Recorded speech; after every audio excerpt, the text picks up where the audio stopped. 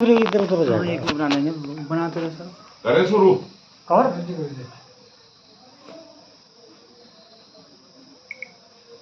यहाँ जो बाबा का जो स्थान है, यहाँ का नाम है बोढ़ा केदारनाथ।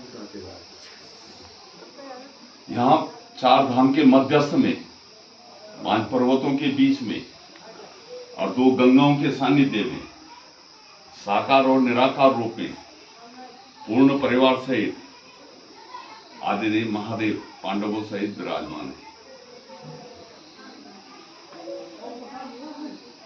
ये 4 धाम गंगोत्री, यमुनोत्री, बद्री, केदार, ये 5 पर्वतों के बीच में, ये 5 पर्वत भी अलग अलग भाग में। ये महापंत पर्वत हो गया, ये गंगोत्री वाली दिशा, इसको कहते हैं महापंत पर्वत।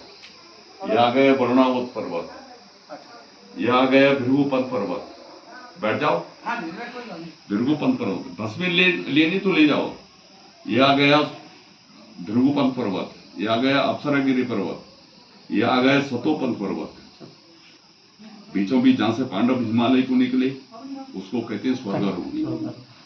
ये गंगोत्री वाली दिशा महापंथ से धर्म ऋषि ने तपस्या की, ये धर्म गंगा प्रकट हुई, इसका नाम है धर्म गंगा। सतोपंथ से बालखिल्य ऋषि ने तपस्या की, ये बाल गंगा प्रकट हुई। दोनों गंगाओं का संगम क्या है? धर्मप्रयाग के नाम से प्रसिद्ध है। आप लोगों ने अंदर दर्शन किया होगा, जो दर्शन वहां किया वो स्वयंभू रूप है। स्वयंभू का मतलब जो स्वयं प्रकट, और उस समय का रूप है दिगंबर रूप। जिस समय आदिदेव महादेव ने अपनी जटा में गंगा को समाया, ऊपर आपने जो है दर्शन किया होगा, ऊपर शेषनाग के फन है, बीच में मां गंगा का उद्गम है, भोलेनाथ की जटा है, दाहिने हाथ में खप्पर है अक्षय पात्र, कानों में कुंडल है, गले में जनेऊ रुंड मुंडी की माला है, भेद की झोली है और बाएं हाथ में त्रिशूल। ये क्या है? पूर्ण रूप साकार रूप, इसको कहते हैं साकार रूप। ठीक है, टीका ले लो। टीका ले लीजिए ना। अच्छा आया ओम इधर आओ। या ये रुपये मिल गया, ये बोलो ना, उसमें 1 रुपया रखो साथ में, देखो बस ले आ जाओ।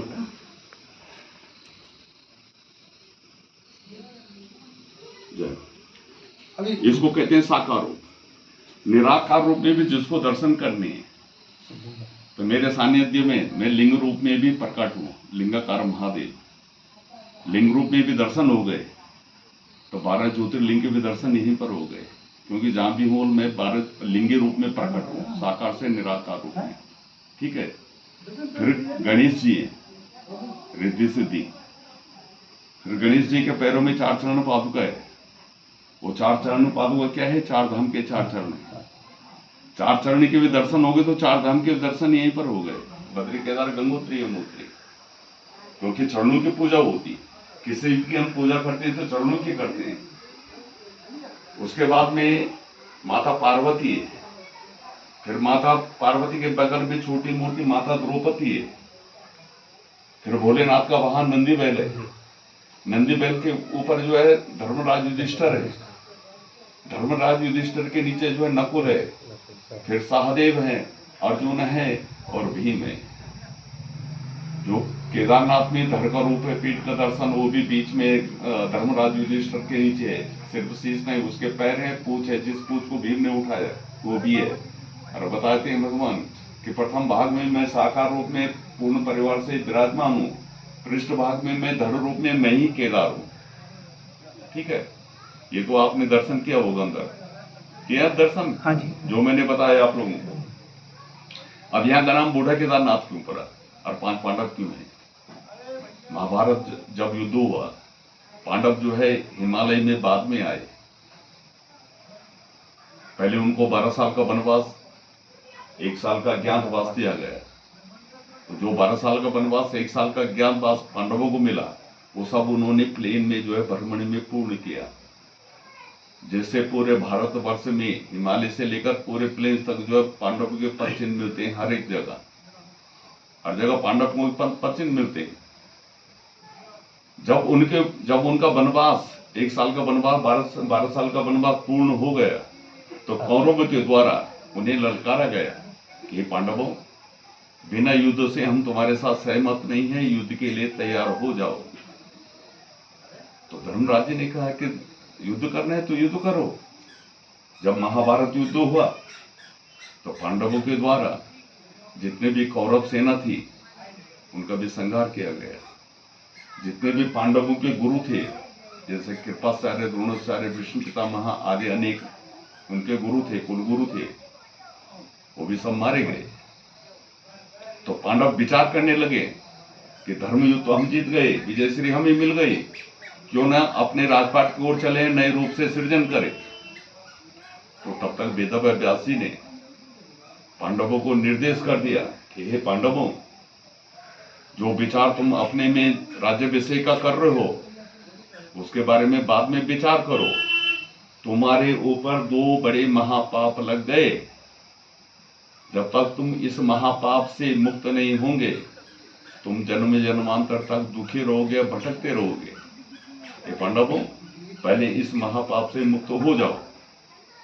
तो धर्मराज जी कहते हैं, हे वेदव्यास व्यास, हमने तो धर्म युद्ध किया, हमने तो अधर्म युद्ध किया नहीं, हमने तो धर्म युद्ध किया। ये महापाप हमारे ऊपर कैसे लग गए?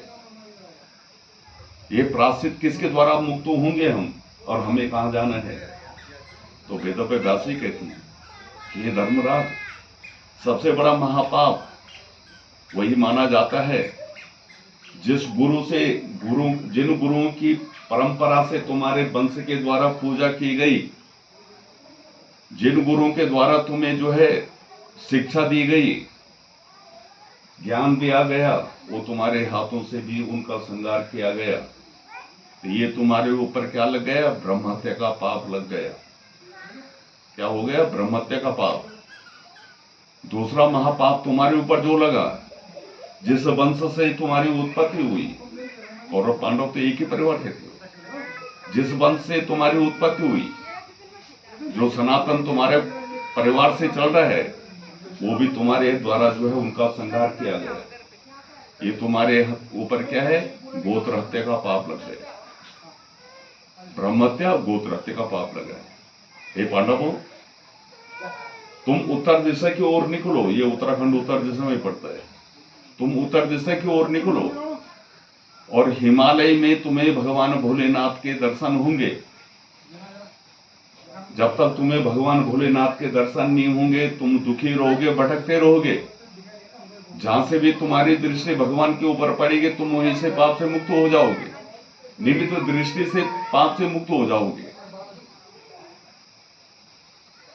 तो जब पांडव निकले तो आदिदेव महादेव, वो क्या नहीं हो, वो पहले कहते हैं सर्वे शाश्वत सनित्यम देहस्था च परमात्मना, जो देह से भी परे हैं और सृष्टि करता भी है, संहार करता भी है। आत्मा तुम गिरजा में साचरा प्राण शरीर, मैं हर जीव आत्मा में वास करने वाला हूं और मैं ही सृजन करने वाला भी हूं, संहार करने वाला भी हूं। अपने कुल गुरुओं का संहार पांडवों ने किया, अपने वंश का कुटुंब का विनाश पांडवों ने किया, और वेदव्यास व्यास ने मेरे पीछे भेज दिया। अनियमित मेरे दर्शन मात्र से वो पाप से मुक्त हो जाएंगे। वो प्रायश्चित किसको लगेगा? वो तो भगवान को भुगतना पड़ता।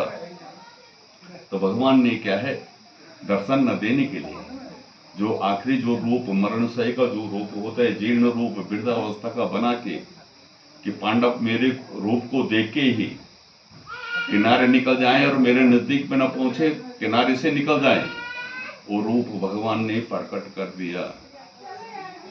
इसलिए यहाँ का नाम क्या पड़ा?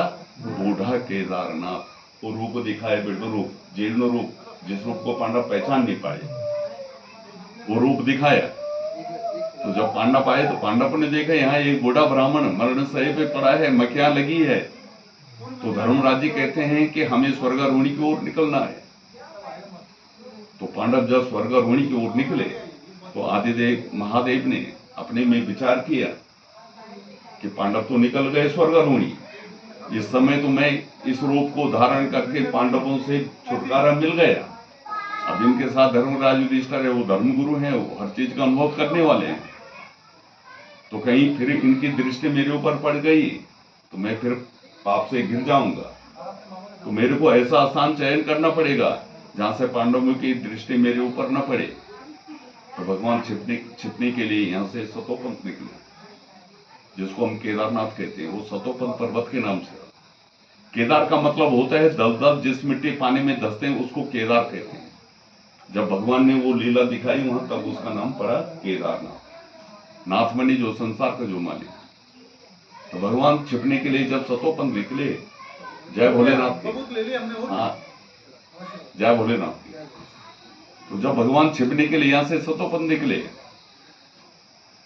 तो पांडव भी स्वर्गारोहणी से सतोपंथ की ओर मुड़ गए, क्योंकि पांडवों ने तो पीछा करना था भगवान का। जब तक दर्शन नहीं होना था तब तक उन्होंने तो सुखी रहना नहीं था। तो पांडव सतोपंथ की ओर मुड़ गए। तो भगवान भोलेनाथ ने अपने में विचार किया कि पांडव तो मैं इतना दूर छिपने के लिए यहाँ भी आ गए, पांडव तो मेरा पीछा यहाँ भी नहीं छोड़ रहे। अब इनको भटकाने के लिए मेरे को कुछ न कुछ रूप प्रकट करना पड़ेगा। तो भगवान ने, आदि महादेव ने उनको भटकाने के लिए पूरे हिमालय में असंख्य पशुओं का रूप प्रकट कर दिया, भैंसी भैंस का रूप प्रकट कर दिया कि पांडव अब इसी में भटकते रहे और अपने आप छिपने के लिए उसी पशु के रूप में, झोटे के रूप में छिपने के लिए एक किनारे पे निकल गए। और वो कहां पर, जहां पर आज हम केदारनाथ बाबा के दर्शन करने के लिए जाते हैं, वही शिला है वो। वहां पर छिप गए कि यहां से मैं पांडवों की लीला देखता रहूंगा। तो जब पांडव वहां पर पहुंचे जहां पर भगवान ने जो है वो रूप प्रकट किया था, तो पांडव देखते ही हिमालय में कि असंख्य पशु ये हिमालय में कहां से आ गए। तो पांडव घबराने लगे, भयभीत हो गए। तो वहां पर धर्मराज जी अपना ध्यान योग करके आवाज प्रकट करते हैं और फिर भाइयों को कहते हैं, ये सब भोलेनाथ की लीला हमको दर्शन ना देने के लिए यह रूप प्रकट कर दिया। अब इसमें हम पहचान कैसे करें? असंख्य पशु हैं, पूरा हिमालय भरा पड़ा है चारों तरफ से। तो धर्मराज जी भीम के लिए कहते हैं, हे भीम, एक ही उपाय है जिससे हम इस विराट रूप से पार हो सकते हैं। एक ही विकल्प है। हे भीम, तुम पर्वत के ऊपर चढ़ो। ये दो पर्वत हैं, उन पर्वतों का नाम है, एक का नाम जय पर्वत, दूसरे का नाम विजय पर्वत। केदारनाथ जय और विजय पर्वत। हे भीम, तुम पर्वत के ऊपर चढ़ो, एक पैर एक पर्वत पे लगाओ, दूसरा पैर दूसरे पर्वत पे लगाओ।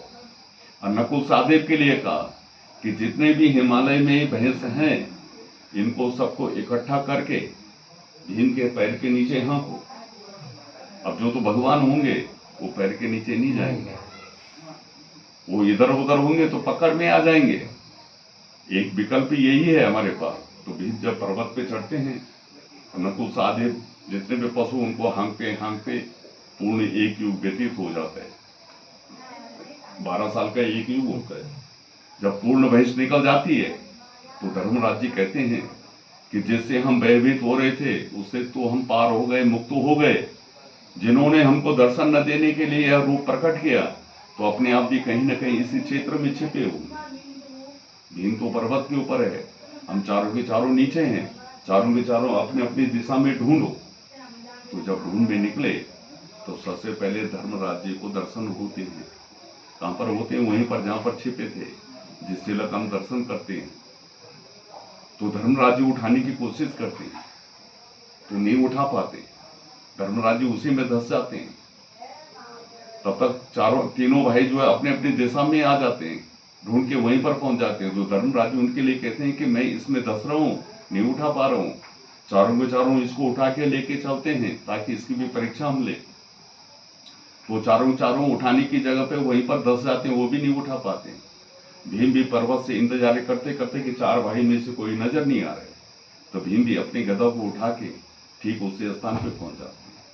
जब भीम वहां पर पहुंचे तो धर्मराज जी कहते हैं कि हे भीम, हम चारों के चारों इसमें धंस रहे हैं, उठा नहीं पा रहे हैं। तुम ऐसा काम करो, ऊपर से पूछ पकड़ो, पूछ उठाओ, नीचे से हम चारों के चारों उठा के देते हैं ताकि इसकी भी हम परीक्षा ले। तो भीम जो ही पूछ पकड़ के उठाने की कोशिश करते हैं तो भगवान तीव्र वेग अपना पाताल लोक कर लेते हैं। जब तीव्र गति से पाताल निकलने लग जाते हैं तो पांडव घबरा जाते हैं, भयभीत हो जाते हैं। तो वहां पर जो है धर्मराज जी भगवान से प्रार्थना करते हैं हे आदिदेव महादेव, हे भोलेनाथ, हम हिमालय में भटक रहे हैं निमित्त एक आपके दर्शन के लिए। यह शरीर आपका हमें दे रखा है, यह शरीर आपको ही अर्पण कर रखा है निमित्त एक दर्शन करने के लिए। हे प्रभु, आज हम पाताल लोक जा रहे हैं, कलयुग में हमारा कहीं नाम नहीं रहेगा, हम पे दया करो, कृपा करो। वहां पर भगवान को पांडवों की पुकार सुन के दया आ जाती है और भगवान उस पूर्ण भूमि को जलाकार बना के, जलमग्न बना के, इसीलिए उसका नाम केदार पड़ा। जब पूर्ण भूमि जलमग्न बन जाती है तो अपना शीश पाताल लोक डाल देते हैं। जब शीश पाताल निकल जाते हैं तो आकाशवाणी होती है, हे पांडवों, मेरे प्रत्यक्ष साकार रूप में तुम्हें दर्शन नहीं होंगे। मेरा शीश गए पशुपतिनाथ, नेपाल, काठमांडू, वही शीश गए हो, वहां मेरे शीश के दर्शन होंगे और शीश की पूजा होगी। यहाँ मेरा धड़ रह गया पृष्ठभाग, इससे नीचे, यहाँ मेरे धड़ की रक्षा के लिए तुम, हे पांडवों,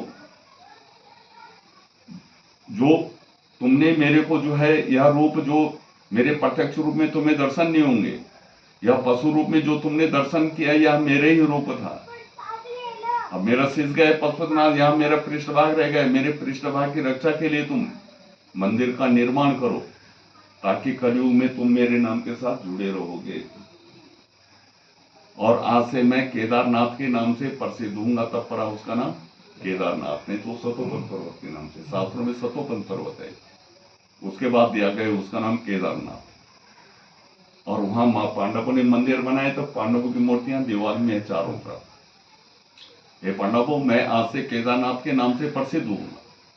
और जहां मैंने अदृश्य रूप में, वृद्ध रूप में, जीर्ण रूप में, जिस रूप को तुम पहचान नहीं पाए, मैं साकार और निराकार रूप में पूर्ण परिवार, चार धाम के मध्य में, 5 पर्वतों के बीच में, 2 गंगों के सानिध्य में विराजमान हूं। हे पांडवों, तुम अपनी परछाई वहीं मेरे में समा जाना, वहीं तुम पाप से मुक्त होंगे। इसीलिए यहाँ 5 पांडव भी हैं। कहते हैं ना कि भगत के बस में है भगवान। जहाँ भाव होता है, आस्था होती है, विश्वास होता है, तो भगवान एक न एक दिन अपने में जो है समाज लेते हैं। तो ये यहाँ का महत्व है। तो